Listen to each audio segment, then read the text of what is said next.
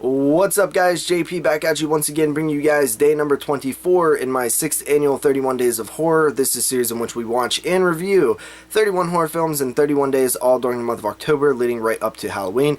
And continuing along with day number 24, I hopped on Netflix. I saw that there was a new title added, or at least I assume it was new because I hadn't seen it before.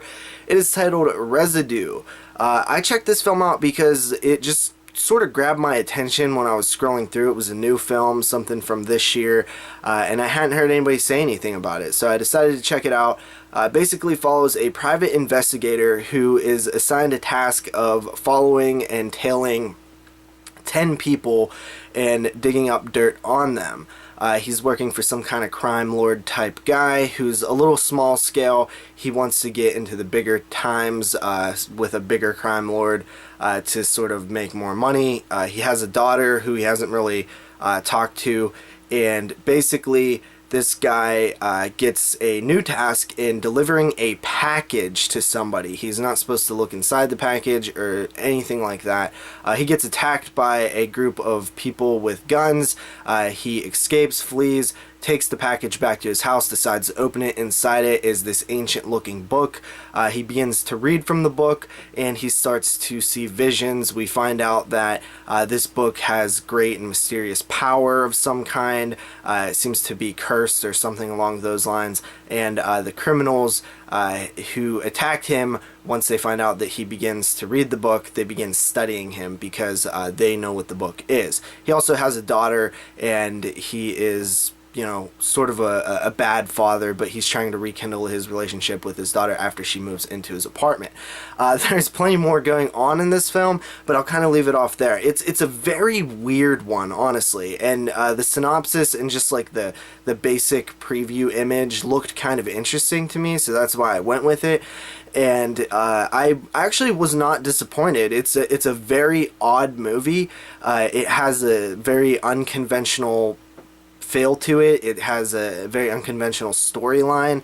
I'll also say that it seems like this film is set in the future at some point, but there's only minor references to it, so it's kind of a weird contraption to sort of set this film around, considering it doesn't really play much into the plot at all. It just is for setting purposes, I guess, you know, just for aesthetic. It's kind of a weird, you know, decision, but I was cool with it, whatever. The cool thing about this movie is the more that the story unravels, the more you're interested in it.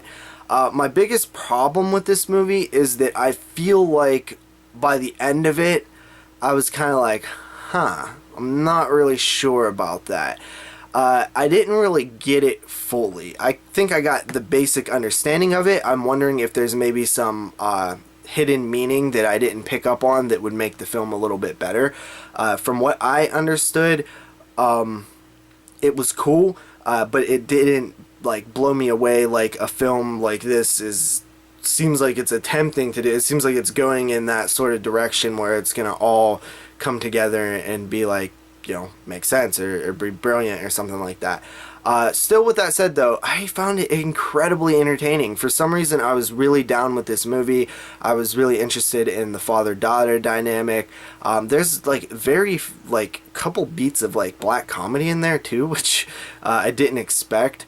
This guy basically is like losing his mind. Like his sense of time and space are kind of off. Like he'll do something and then it'll be like 6 hours later and he wouldn't realize that it's been that amount of time because this book gets control of him and things like that.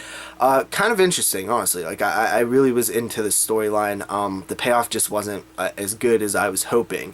Still though, I'm gonna come in at a solid 7.5 out of 10 on this one. I do recommend checking it out, especially if you like unconventional and weird storylines. It's pretty cool. So see you guys tomorrow with another review. Thank you for watching.